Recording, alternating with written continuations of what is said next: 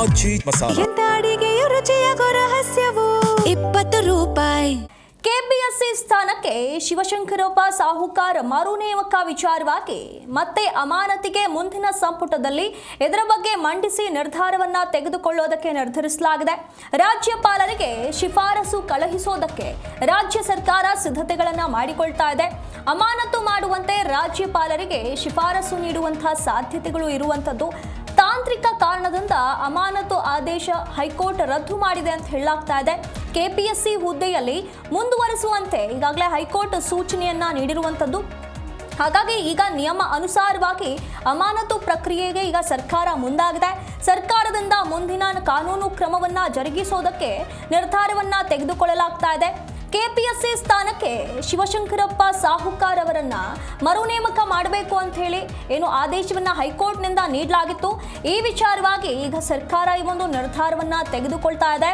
ಮತ್ತೆ ಅವರನ್ನ ಅಮಾನತು ಮಾಡಬೇಕು, ಅಮಾನತುಗೊಳಿಸಬೇಕು ಅಂತ ಹೇಳಿ ಮುಂದಿನ ಸಂಪುಟದಲ್ಲಿ ಇದರ ಬಗ್ಗೆ ಮಂಡನೆ ಮಾಡಿ ಚರ್ಚೆಯನ್ನ ನಡೆಸೋದಕ್ಕೆ ಸರ್ಕಾರ ತಯಾರಿಗಳನ್ನ ನಡೆಸಿಕೊಳ್ತಾ ಇರುವಂತದ್ದು.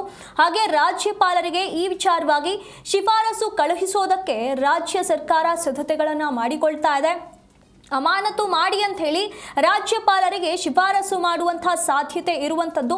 ಇಲ್ಲಿ ತಾಂತ್ರಿಕ ಕಾರಣದಿಂದ ಅಮಾನತು ಆದೇಶವನ್ನ ಹೈಕೋರ್ಟ್ ರದ್ದು ಮಾಡಿದೆ. ಹಾಗಾಗಿ ಮತ್ತೊಮ್ಮೆ ಈ ವಿಚಾರವಾಗಿ ಇಲ್ಲಿ ರಾಜ್ಯಪಾಲರಿಗೆ ಶಿಫಾರಸು ಮಾಡಬೇಕು ಅಂತ ಹೇಳಿ ಸರ್ಕಾರ ನಿರ್ಧಾರವನ್ನ ಮಾಡಿರುವಂತದ್ದು. ಕೆಪಿಎಸ್ಸಿ ಹುದ್ದೆಯಲ್ಲಿ ಇವರನ್ನ ಮುಂದುವರಿಸಬೇಕು ಅಂತ ಹೇಳಿ ಹೈಕೋರ್ಟ್ ನೀಡಿರುವಂತಹ ಆದೇಶ ಏನಿದೆ ಅದಕ್ಕೆ ಈಗ ಶಿಫಾರಸು ಮಾಡೋದಕ್ಕೆ ಅವರನ್ನ ಅಮಾನತುಗೊಳಿಸಬೇಕು ಅಂತ ಹೇಳಿ ನಿರ್ಧಾರವನ್ನ ಮಾಡಿರುವಂತದ್ದು. ಹಾಗಾಗಿ ಇದಕ್ಕೆ ಹೈಕೋರ್ಟ್ ನೀಡಿರುವಂತಹ ಆದೇಶವನ್ನ ರಾಜ್ಯಪಾಲರಿಗೆ ಈ ವಿಷಯವಾಗಿ ಶಿಫಾರಸು ಮಾಡಬೇಕು ಅಂತ ಹೇಳಿ ನಿರ್ಧಾರವನ್ನ ಮಾಡಿರುವಂತದ್ದು.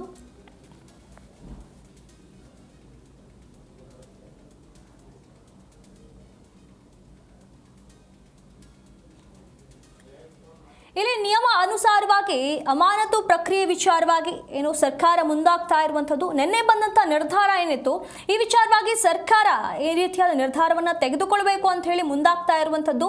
ರಾಜ್ಯಪಾಲರು ನೀಡಿದಂಥ ಆದೇಶಕ್ಕೂ ಕೂಡ ಹೈಕೋರ್ಟ್ ಈ ಒಂದು ತಡೆಯನ್ನ ಹೇರಿತ್ತು, ಅದನ್ನು ರದ್ದುಗೊಳಿಸಿತ್ತು. ರಾಜ್ಯಪಾಲರು ನೀಡಿರುವಂಥ ಆದೇಶ ಏನಿತ್ತು ಅದನ್ನು ರದ್ದುಗೊಳಿಸಲಾಗಿತ್ತು. ಹಾಗಾಗಿ ಮುಂದುವರಿತಾರೆ. ಇನ್ನು 7 ದಿನಗಳಲ್ಲಿ ಅವರನ್ನ ಮತ್ತೆ ಮರು ನೇಮಕ ಮಾಡಬೇಕು ಅಂತ ಹೇಳಿ ಹೈಕೋರ್ಟ್ನಿಂದ ಆದೇಶ ಬಂದಿತ್ತು.